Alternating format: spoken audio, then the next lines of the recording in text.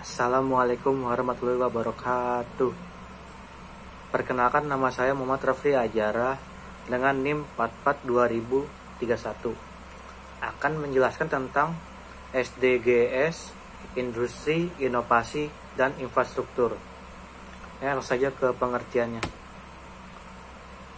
Pembangunan berkelanjutan industri, inovasi, dan infrastruktur merupakan upaya yang dilakukan pemerintah suatu negara untuk membantu masyarakat dalam memenuhi kebutuhan sehari-harinya.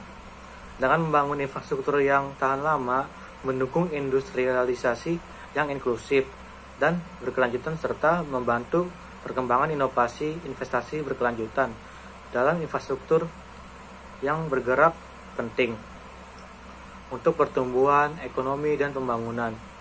Oleh karena itu, semakin besar investasi pada inovasi dan infrastruktur, maka akan semakin baik adanya.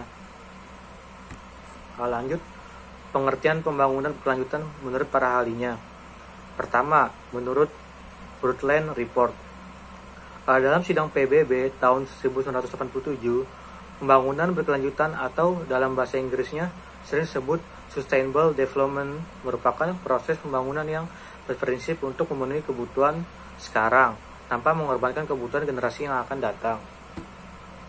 Kedua, menurut World Commission on Environmental Development atau WCDC 1987, merumuskan bahwa pengertian pembangunan berkelanjutan adalah pembangunan yang berusaha memenuhi kebutuhan hari ini tanpa mengurangi kemampuan generasi mendatang untuk memenuhi kebutuhan selanjutnya.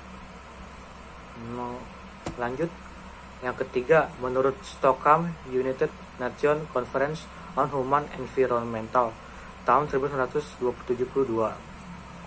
Menurut dia, pengertian pembangunan berkelanjutan atau dikenal sebagai Deklarasi Stockholm adalah sebagai berikut.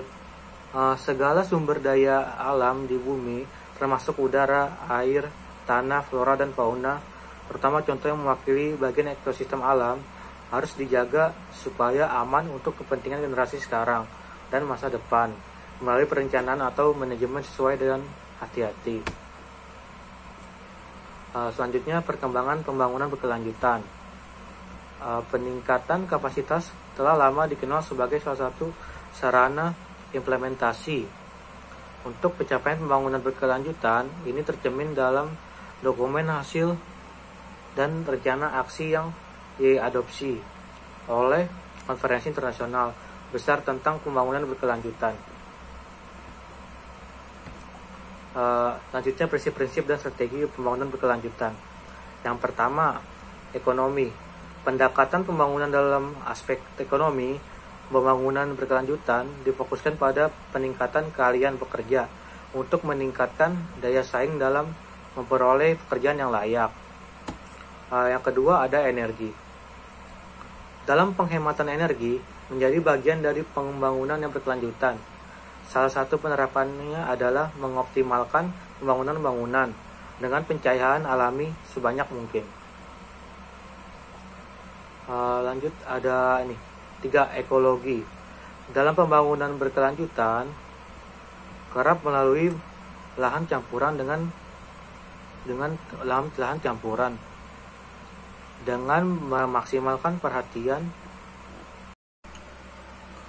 memaksimalkan memperhatikan keberadaan ruang terbuka hijau atau sistem transportasi dan pembangunan saling terhubung, serta membatasi pemekaran kota secara berlebihan.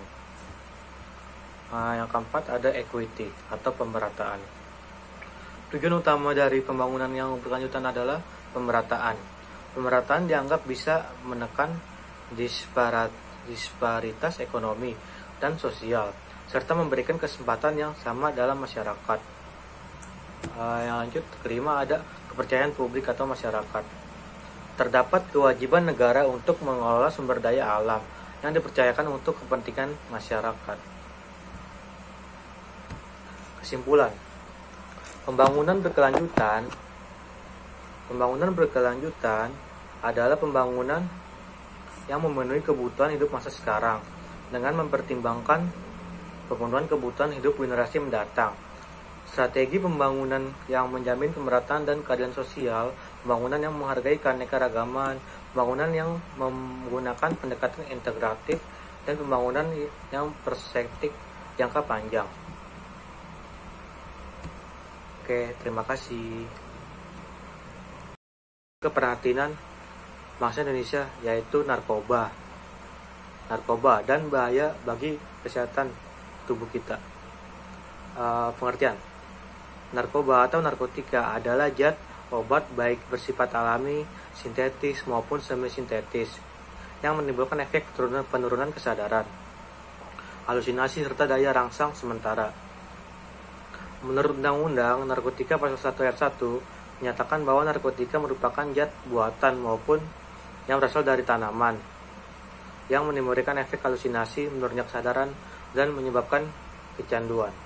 Serta yang paling parah adalah kematian. Lanjut, obat-obatan tersebut dapat menimbulkan kecanduan jika pemakaiannya berlebihan. Pemanfaatan dari zat-zat itu adalah sebagai obat penghilang nyeri serta memberikan ketenangan. Penyalahgunaan bisa terkena sanksi hukum. Untuk mengetahui apa saja jenis bahaya narkoba bagi kesehatan. Jenis-jenis narkoba. Yang pertama, narkotika jenis obat-obatan, yaitu narkotika golongan pertama. Narkotika golongan pertama seperti ganja, opium, dan tanaman koka sangat berbahaya jika menimbulkan kecanduan. Yang kedua, narkotika golongan kedua. Sementara narkotika golongan 2 bisa dimanfaatkan untuk pengobatan, asalkan sesuai dengan resep dokter. Jenis dari golongan ini kurang lebih ada 85 jenis. Beberapa diantaranya seperti morfin, alfaprodina, dan lain-lain. Golongan 2 juga berpotensi tinggi menimbulkan ketergantungan. Lanjut. Narkotika golongan 3. Dan yang terakhir, narkotika golongan 3, yaitu memiliki resiko ketergantungan yang cukup ringan dan banyak dimanfaatkan untuk pengobatan serta terapi. Lanjut, narkotika berdasarkan bahan pembuatannya. Narkotika sintetis. Jenis yang satu ini didapatkan dari proses pengolahan yang rumit. Golongan ini sering dimanfaatkan untuk keperluan pengobatan dan juga penelitian. Contoh dari narkotika yang bersifat sintetis seperti amfetamin, metadon, dan sebagainya. Narkotika semi-sintetis.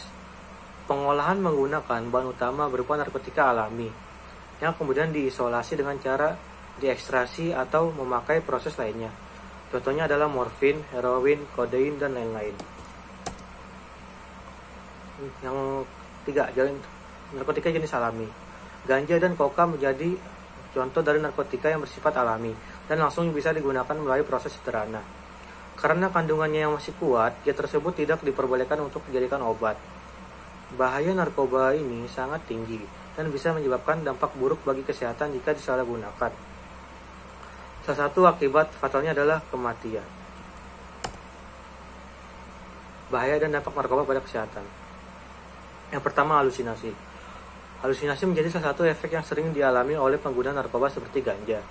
Tidak hanya itu saja, dalam dosis berlebih juga bisa menyebabkan mual, rasa takut yang berlebih, serta gangguan kecemasan. Apabila pemakaian berlangsung lama, bisa mengakibatkan dampak yang lebih buruk seperti gangguan mental, depresi, serta kecemasan terus-menerus. Lanjut, gangguan kualitas hidup. Bahaya narkoba bukan hanya berdampak buruk bagi kondisi tubuh. Penggunaan obat-obatan tersebut juga bisa mempengaruhi kualitas hidup, misalnya susah berkonsentrasi saat bekerja, mengalami masalah keuangan, hingga harus berurusan dengan pihak kepolisian jika terbukti melanggar hukum. Lanjut, menurunnya tingkat kesadaran. Pemakai yang menggunakan obat-obatan tersebut dalam dosis yang berlebih, efeknya justru berkurangnya drastis.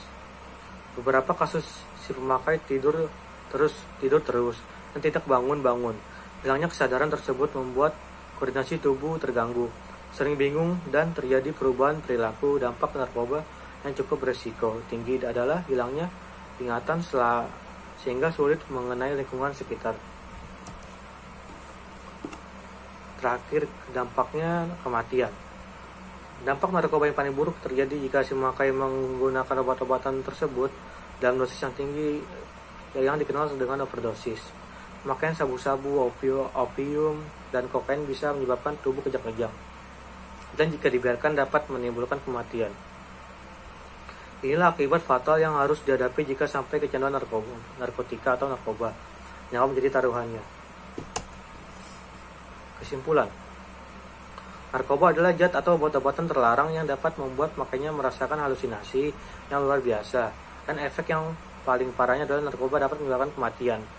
Dan di Indonesia, jika ada yang memakai obat-obat terlarang ini, akan mendapatkan hukuman serta sanksi yang lumayan berat. Oke, cukup sekian presentasi